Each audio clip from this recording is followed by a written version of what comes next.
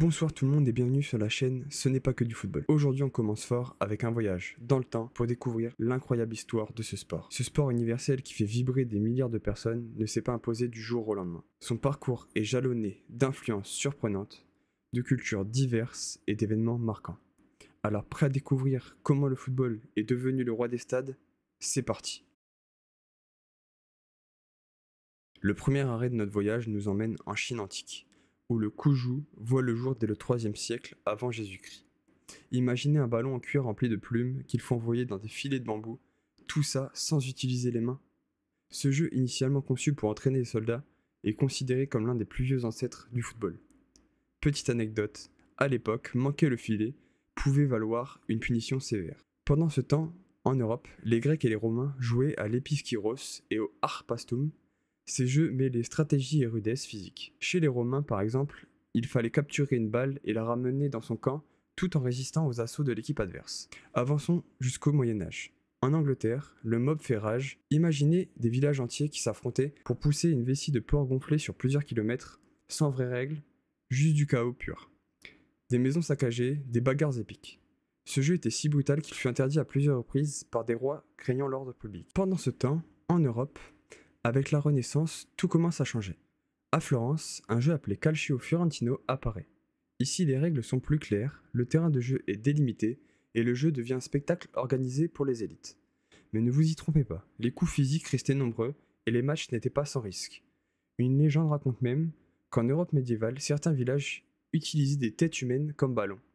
Vrai ou faux, on ne le saura peut-être jamais. Le chaos des jeux médiévaux ne pouvait pas durer éternellement. Au XIXe siècle, alors que l'Angleterre est en pleine révolution industrielle, le besoin d'organiser ces jeux de ballon se fait sentir. C'est dans les écoles et universités anglaises que tout commence. Chaque établissement avait ses propres règles, ce qui rendait les rencontres vraiment compliquées. Un premier pas vers l'ordre est franchi en 1848 lorsque des étudiants de Cambridge rédigent un ensemble de règles communes. Ces règles sont loin d'être parfaites, mais elles posent des bases essentielles. Le jeu sans les mains, l'importance de respecter des limites claires et l'idée d'un gardien de but. Cependant, un grand débat divise les amateurs. Faut-il autoriser les contacts physiques? Cette controverse mène à une scission historique en 1863. Lors d'une réunion à Londres, certains passionnés décident de bannir les charges violentes et l'usage des mains. Ce jour-là, la Football Association est fondée. Le football moderne prend officiellement son envol. Les amateurs de jeux plus rugueux, eux, suivent une autre voie, celle qui donnera naissance au rugby. Une fois les bases établies, le football moderne commence à voyager. Au XIXe siècle, l'Empire britannique domine une grande partie du monde et avec lui s'exporte le football dans les ports, les colonies, les régions éloignées. Les marins britanniques jouaient souvent au ballon lors de leur escale, attirant l'attention des locaux qui adoptèrent rapidement ce sport. Seulement, les marins ne sont pas les seuls ambassadeurs du jeu. Les étudiants et ouvriers expatriés jouent également un rôle clé. Par exemple, en Amérique du Sud, les Anglais introduisent le football dans des pays comme l'Argentine, le Brésil ou encore l'Uruguay, où il devient là-bas une véritable passion nationale. Saviez-vous que la première fédération sud-américaine est celle d'Argentine, et celle-ci est fondée en 1893. Avec cette expansion, le football commence à s'organiser à l'échelle internationale. En 1904, la Fédération internationale de football association, soit la FIFA, est créée. 7 pays européens participent à sa fondation: France, Belgique, Danemark, Pays-Bas, Suède et Espagne. Leur objectif, uniformiser les règles et promouvoir les compétitions internationales. Aujourd'hui, la FIFA regroupe 211 nations, soit plus que l'ONU. Les Jeux olympiques, quant à eux, offrent une première scène mondiale du football. Présent pour la première fois en 1900, ce sport devient rapidement l'un des événements phares des Jeux. En 1924, l'Uruguay remporte le tournoi olympique, renforçant la popularité du football en Amérique latine et prouvant qu'il n'est pas réservé qu'à l'Europe. Mais ce n'est qu'en 1930 que tout bascule véritablement. La première Coupe du Monde est organisée en Uruguay, 13 équipes participent, dont seulement 4 européennes. Ceci est à cause de la difficulté du voyage en bateau. Malgré cela, l'événement est un succès. 93 000 spectateurs assistent à la finale, où l'Uruguay gagne face à l'Argentine. La Coupe du Monde devient alors rapidement le symbole ultime du football international. Le rôle des clubs et des médias, pendant que les sélections s'affrontent, joue aussi un rôle crucial. Dès la fin du 19e, des équipes comme Manchester United ou le Barça effectuent des tournées à l'étranger, popularisant le football au-delà des frontières. Ces matchs amicaux attirent les foules et jettent les bases des grandes compétitions internationales entre clubs. La télévision, quant à elle, révolutionne la portée du football. La Coupe du Monde 1954 est par exemple le premier tournoi retranscrit à la télévision devant des millions de personnes. Depuis, des événements comme la finale des Ligues des Champions ou celle de la Coupe du Monde atteignent des audiences de plusieurs milliards. Saviez-vous que le tout premier match international officiel a eu lieu en 1872 entre l'Angleterre et l'Écosse? Ce match joué à Glasgow s'est terminé sur un score de 0-0. On est bien loin des performances offensives d'aujourd'hui. Ou encore, durant la Première Guerre mondiale, une trêve improvisée a vu des soldats britanniques et allemands jouer un match sur le No Man's Land. Ça reste un des moments les plus symboliques de l'universalité du football. Le football n'est pas qu'une affaire d'hommes, il ne l'a jamais été. Saviez-vous que des femmes jouaient déjà au football au 19e? Dès 1895, en Angleterre, le premier match féminin officiel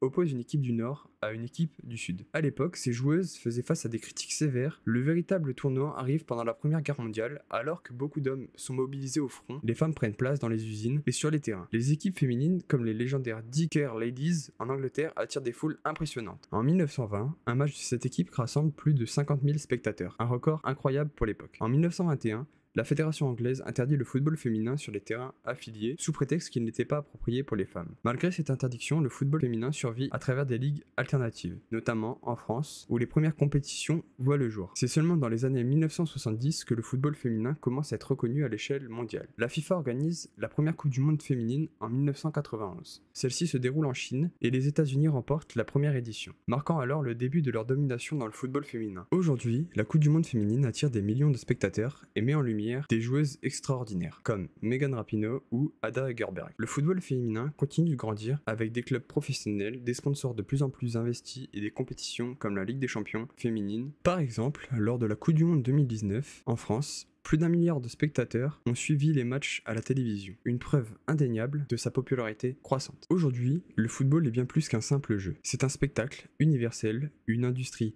multimilliardaire et une plateforme où se croisent des enjeux sociaux, des enjeux économiques et des enjeux politiques. Mais comment ce sport est-il devenu si central dans nos vies? Explorons alors ensemble cette transformation fascinante. Tout d'abord, le football génère des revenus astronomiques. Entre les droits télé, les sponsors, les transferts de joueurs et les produits dérivés, il représente une industrie de plus de 500 milliards de dollars. Des clubs comme le Real Madrid, Manchester United ou le PSG ne sont plus simplement des équipes, mais des véritables multinationales. Par exemple, la première ligue anglaise a signé des contrats télévisés dépassant les 10 milliards d'euros pendant 3 ans. Les transferts de joueurs reflètent également une exposition financière. En 2017, Neymar est transféré du Barça au PSG pour la somme de 222 millions d'euros. Mais cette montée en puissance pose des questions. L'inflation des salaires et des coûts qui interrogent sur la durabilité du modèle économique du football. Pourtant, chaque année, les fans continuent d'affluer dans les stades et devant leurs écrans, prouvant que la passion pour le sport reste intacte. Le football moderne transcende les frontières. Chaque été, les plus grands clubs effectuent des tournées internationales pour séduire de nouveaux fans en Asie, aux États-Unis ou encore au Moyen-Orient. Ces matchs amicaux attirent des foules immenses et permettent de vendre des maillots et des produits dérivés à des millions de supporters. Les grandes compétitions comme la Ligue des champions ou la Coupe du Monde des clubs rassemblent des spectateurs du monde entier. Ces événements sont devenus des rendez-vous incontournables où des nations entières vivent ensemble pour leur équipe préférée. Le football ne serait rien sans ses supporters. Que ce soit dans les stades ou sur les réseaux sociaux, les supporters, bien plus que des spectateurs, ils sont l'âme du football.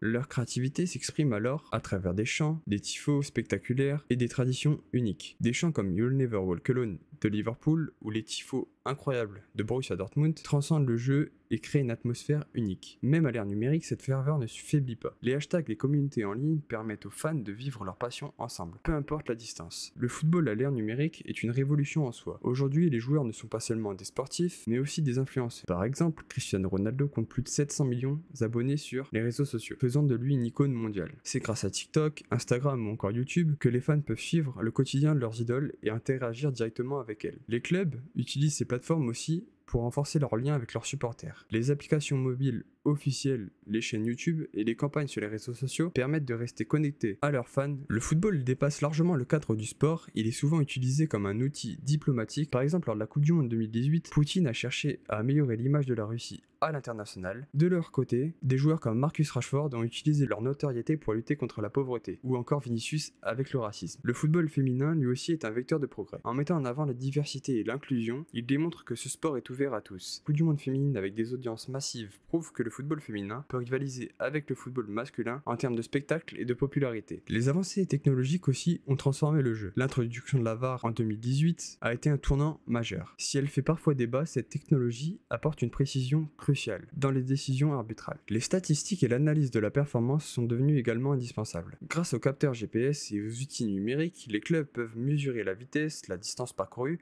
ou encore optimiser les schémas tactiques en temps réel. Même les équipements évoluent. Les ballons modernes, comme ceux utilisés lors de la Coupe du Monde, sont testés en soufflerie pour garantir une trajectoire parfaite, tandis que les maillots sont conçus pour maximiser le confort et les performances des joueurs. Et voilà, vous connaissez tout désormais sur l'histoire du football, de ses origines antiques jusqu'à son statut de phénomène global. Ce sport qui a évolué au fil des siècles continue de nous rassembler, de nous transcender, de repousser les frontières et de marquer encore nos sociétés comme aucun autre sport. Mais qu'en sera-t-il dans le futur? Si tu as aimé la vidéo, n'oublie pas de t'abonner, de liker et de partager.